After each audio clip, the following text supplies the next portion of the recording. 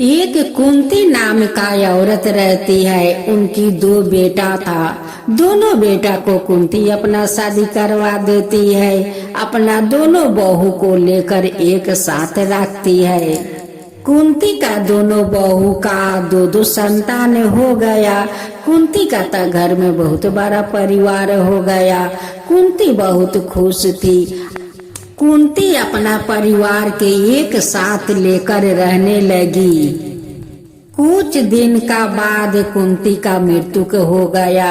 फिर जब कुछ महीना बीत गया तो उनकी पति का भी मृत्यु हो गया। दोनों पति पत्नी के मरने के बाद अब तो उनकी दोनों बेटा बहू में लड़ाई झगड़ा होने लगा। सोहन अपना पत्नी से कहने लगा कि देखो शांति, अब मोहन भैया के साथ मैं एक के क्षण भी नहीं रह सकता हूँ। रोज रोज का झगड़ा अच्छा नहीं लगता है। चलो हम लोग बाहर चलते हैं, किराया लेकर वहीं पर रहेंगे, लेकिन एक साथ हम नहीं रह सकते हैं। सोहन अपना पत्नी को लेकर किराया घर में चले जाता है।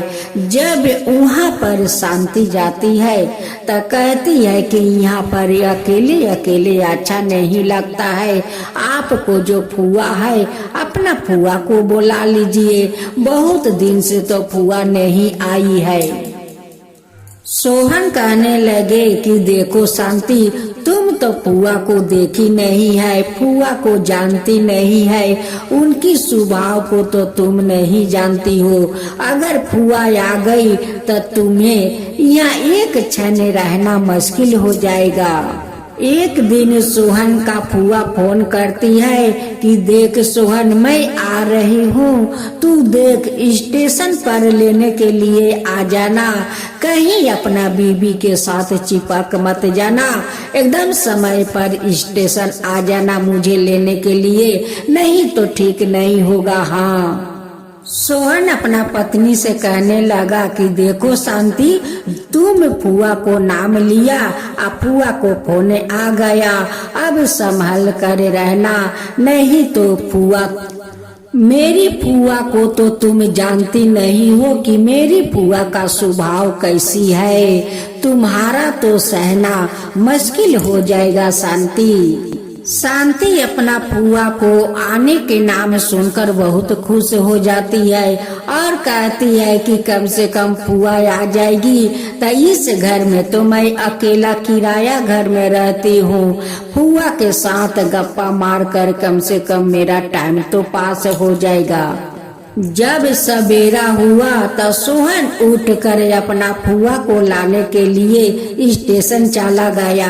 इधर शांति उठकर सारा घर के काम कर लेती है, माँ तुलसी का पूजा कर लेती है, घर में 12 बीजन खाना बनाती है और सारे खाना अपना फुआ के पसंद के खाना बनाती है।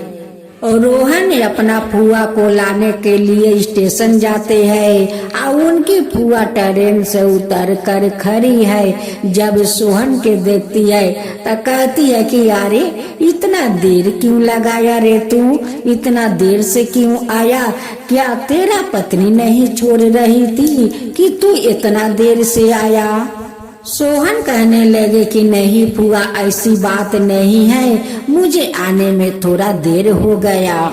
फुआ कहने लगी कि ठीक है, ले मेरा बैग उठाओ और चल घर।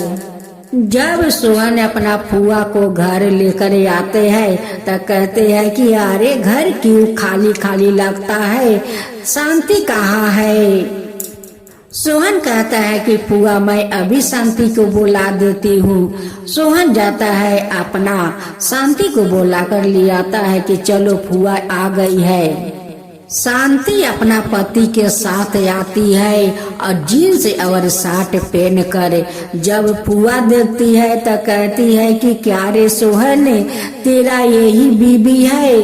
तेरा बीबी शर्ट पैंट पहनती है, 2 बच्चा का माँ बन गई है और वो शर्ट और जीन्स पहनती है। शांति दूर से प्रणाम करती है तो फुआ कहती है कि तेरा माता पिता यही संस्कार दिया है, किसी को पैर नहीं छूना, दूर से प्रणाम करना, यही दिया है तेरा माता पिता संस्कार। शांति फुआ का बात सुनकर पैर छूकर प्रणाम करती है और कहती है कि कांति कहाँ है। सोहन कहता है कि फुआ जी, भाभी तो हम लोग के साथ नहीं रहती है, वो अलदा रहती है। फुआ कहती है कि मेरे भैया भाभी को मरते ही तुम लोग अलदा हो गया, ये कैसा कलयुग आ गया है, कैसा कलयुग आ गया है कि भैया भाभी को मरते ही ये दोनों अलदा हो गया है। हाँ, शांति घर के अंदर जाती है, आय अपना कपड़ा पलटा लेती है, वो चूड़ीदार पहन कर आती है या कहती है कि फुआ जी मैं अभी चाय बना कर लाती हूँ। फुआ कहती है कि अभी चाय मत बना, जा पहले कांति को बुला कर ले आओ। जब कांति आकर अपना हाथ से चाय बना कर देगी तबे मैं खाऊंगी, मैं कह देती हूँ। हाँ, शांति अपना जेठानी का घर जाती है या कहती है कि दीदी फुआ जी आई है, आपको बुलाती है, आप जाएंगी तबे फुआ जी चाय खाएगी, नहीं तो वो चाय नहीं खाएगी। फिर से शांति अपना जेठानी से पूछती है कि दीदी फुआ जी का ऐसा ही स्वभाव है क्या? कहती है कांति कि हाँ शांति, ऐसे ही फुआ जी का स्वभाव है। शांति जाती है किचन घर में चाय बनाने के लिए, पीछे पीछे उनकी पति जाते हैं। अब तो शांति कहने लगी कि देखिए आप जाइए, नहीं तो फुआ जी कहने लगेगी कि देखो देखो कैसा जमाना आ गया है, पति को सामने रख कर चाय बनाती है।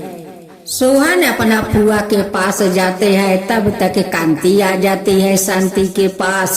कहती है कि दीदी देखिए फुआ जी आई है, उनके लिए चाय बनाती हूँ, आप भी आइए, उनकी पसंद के आप चाय बना दीजिए। आप कांति और शांति दोनों जेठानी देवरानी फुआ के पास आती है चाय लेकर।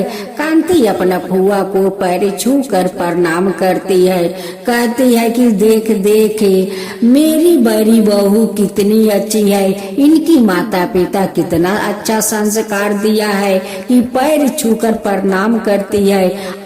एक तू है निकम्मी कि तेरे झुकने में कमर टूट जाता है, दूर से प्रणाम करती है। कैसा जमाना आ गया है, कैसा युग आ गया है, ये तो घोर कलयुग है। हाँ, फुआ जी कहने लगी कि बहू देखो, जब तक तुम चाय बनाओगी तब तक मैं पड़ोस से घूम कर आती हूँ। फुआ जाकर एक प्लास्टिक का कुर्सी पर बैठ जाती है, जैसे बैठती है वैसे कुर्सी टूट जाता है, फुआ नीचे गिर जाती है। अब तो फुआ चिल्लाने लगी कि कांति कांति। अब तो कांति जाती है या फुआ को उठाने का कोशिश करती है। फुआ कहती है कि अरे कांति तू नहीं उठा पाएगी, अकेले तू नहीं उठा पाएगी। उनकी चिल्लानी सुनकर सारे पड़ोसी लोग आ जाती है और मिलकर कांति को साथ देती है फुआ को उठाने में। कांति कहती है कि फुआ आप कैसे गिर गई, कैसे वो कुर्सी टूट गया? फुआ कहती है कि मैं फिर से गिर कर दिखाऊं कि मैं कैसे गिर जाती हूँ, कैसे कुर्सी टूट जाता है। कांति और उनकी पड़ोसिन मिलकर फुआ को घर ले आती है, सब लोग बैठकर गप्पा मारते हैं। कहती है फुआ कि देखो बहू, जाओ इन सब लोग के लिए चाय बना कर लाओ और कुछ खाने को ले आना। कांति और शांति दोनों चाय बनाकर ले आती है या सभी को चाय खाने के लिए देती है। और कांति कहती है कि फुआ जी चाय कैसी बनी है? कहती है कि हाँ, दूध तो है नहीं, इतना सारा दूध में सारा पानी मिला देती हो, दूध तो स्वाद अच्छा नहीं है, क्यों नहीं एक भैंस कीन लेती हो? भैंस को सेवा करना, भैंस दूध देगी तो उसी दूध से मोटा चाह बनाना। शांति कहती है कि नहीं नहीं फुआ जी, हम लोग दूध कीन कर मोटा चाह बनाकर आपको खिलाऊंगी, लेकिन भैंस नहीं रखूंगी। शांति कहती है कि फुआ जी, भैंस को देखभाल हमसे तो होगा नहीं। फुआ कहती है कि यारे तू तो कमजोर है, तू तो काम करने के डर से डरती है, हाँ ना तो क्या। सबिन पड़ोसिन चाय खाकर अपना अपना घर चली जाती है। फुआ कहती है कि तुम लोग खाना बनाओ, तब तक मैं पड़ोस में से आती हूँ। कांति कहती है कि देखो शांति, फुआ जी तो पड़ोसिन का घर गई है, ना जाने वहाँ पर कैसा व्यवहार करेगी। शांति कहती है कि ये तो माँ तुलसी बचा सकती है पड़ोसिन लोग का। फुआ पड़ोसिन का घर जाती है तो देखती है कि सुमन मुंह फुलाकर खटिया पर बैठी है। फुआ कहती है कि क्या हुआ सुमन, क्यों तुम मुंह फुलाकर बैठी हो। सुमन कहती है कि फुआ देखिए, मेरा एक डगी है, जब डगी का छोड़ता हूँ तो रामा जी का घर में चला जाता है। अब तो रामा बहन मुझसे बहुत झगड़ा करती है। फुआ कहती है कि क्यों डगी को लेकर झगड़ा करती है। सुमन कहती है कि जानती नहीं हो फुआ जी, उनकी पति जो वकील है उसलिए उनकी ज्यादा घमंड है। फुआ कहती है कि तेरा पति तो जज है, तेरा क्या कम घमंड है, तू भी तो घमंडी है। सुमन वहाँ से उठकर चली जाती है। रामा आती है, आकर देखती है फुआ बैठी है, वहाँ पर आकर रामा बैठ जाती है। फुआ कहती है कि क्या रे रामा, क्यों पड़ोसिन से झगड़ा करती है, एक डगी को लेकर क्यों झगड़ा करती है। अरे मिलजुल कर रह, देख आफत विपत पड़ेगा तो पहले पड़ोसिन दौड़ कर आएगी, तेरा रिश्तेदार नहीं आएगा, वो तो बाद में आएगा, आगे आएगी तो पड़ोसिन लोग आएगी। फुआ जी मैं भी पोसू से प्यार करती हूँ, लेकिन डगी जाकर मेरा सारा सामान तहस नहस कर देता है, वो मैं कैसे सहन करूँ। और वो जान सुनकर जाकर मेरे घर में ढुका देती है।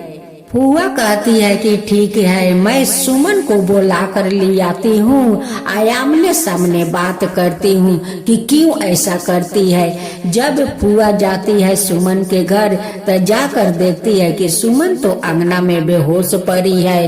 अब देख कर तो फुआ चिल्लाने लगी कि रामा रामा देखो सुमन तो बेहोश है।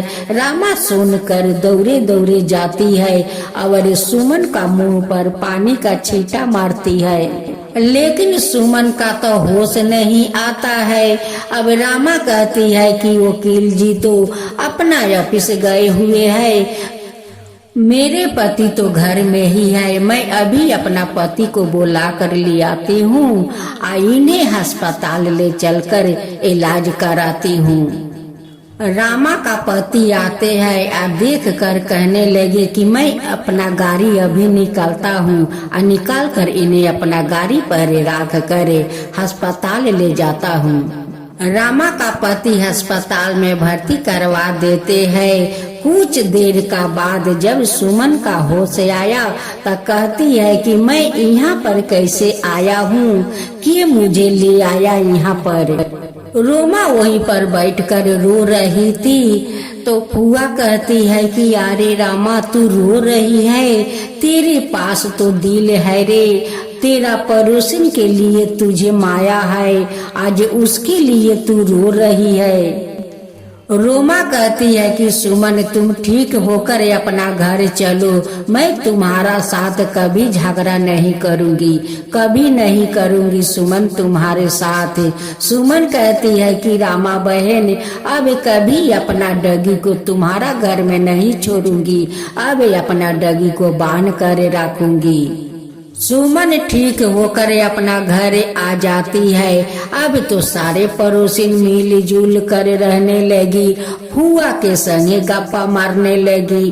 अब तो कांति शांति देख कर बहुत खुश है कि फुआ देखो जब से आई है तब से सभी को घर में खुशियाँ फैलाई है। शांति अपना जेठानी से कहती है कि देखिए दीदी, हम लोग का बिखरा हुआ परिवार फुआ आकर एक कर दी, हम लोग का परिवार को एक मिला दी। देखिए कितना हम लोग के घर हम लोग का भाड़ा भाड़ा लगता है दीदी। देखिए जिधर माने फुआ जी जाती है उधर खुशियाँ फैलाती रहती है। देखिए सारा पड़ोसिन को एक कर दी, सभी को झगड़ा समाप्त करवा दी। शांति कहती है कि फुआ जी आप तो कमाल कर दिया, जहाँ जाती है वहाँ पर कमाल कर देती है।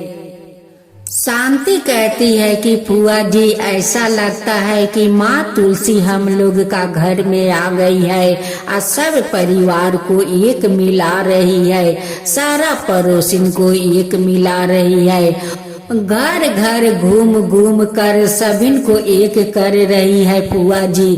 फुआ जी कहती है कि हट, तू इतना मेरा तारीफ मत कर, मैं कोई भगवान नहीं आई हूँ, मैं तुम्हारा जैसे मनुष्य हूँ। कांति और शांति दोनों बहुत खुश थी, बहुत खुश। शांति कहती है कि फुआ जी आज बताइए, आज मैं आपका पसंद के सारा खाना बनाऊंगी। फुआ जी कहती है कि आज मैं घर का खाना नहीं खाऊंगी। जब तुम्हारा फूफा था तब मुझे बहुत बड़ा बड़ा स्टोर में ले जाकर खाना खिलाया करता था। जब से तुम्हारा फूफा जी छोड़कर चले गए तब से कहाँ मिलता है स्टोर के खाना। आज तुम लोग कहीं बाहर ले चलो और मुझे स्टोर का खाना खाना है। मोहन और सोहन कहता है कि ठीक है फुआ जी, चलिए आज मैं आपको स्टोर को खाना खिलाऊंगा। फुआ स्टोर में खाना खाने जाती है और वहाँ पर जाकर कैसा अपना लीला दिखाती है। वेटर आता है और कहता है कि मैम बताइए आपको क्या खाना में चाहिए। फुआ कहती है कि देखो बेटर, मैं तो मांस मांसो नहीं खाती हूँ, मैं तो वेज खाती हूँ। मेरे लिए रसगुल्ला लियाओ, रस मलाई कचौरिया लाओ। स्टोर का सारे लोग अपना खाना छोड़कर उस फुआ जी को बात सुन रहे थे। सोहन मोहन कहते हैं कि देखो फुआ जी, सभी खाना छोड़ छोड़ कर आपका बात सुन रहे हैं, आप चुप रहिए फुआ जी। फुआ जी कहती है कि सुनता है तो सुनने दो, मैं थोड़ा आता हूँ कि वेटर लोग क्या क्या बनाते हैं देख कर आता हूँ। मैं अपना पसंद को भोजन बनाने के लिए ऑर्डर देकर आता हूँ। जहाँ पर वो लोग खाना बनाता है वहाँ पर फुआ जाती है और कहती है कि तुम लोग खाना में क्या क्या बनाते हो, साफ सुथर से बनाना।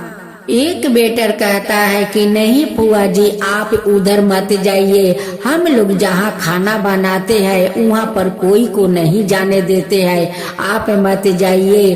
फुआ कहती है कि मुझे देखने दो तुम लोग का अनहार कोठरी, कि तुम लोग साफा रखे हो या है गंदा।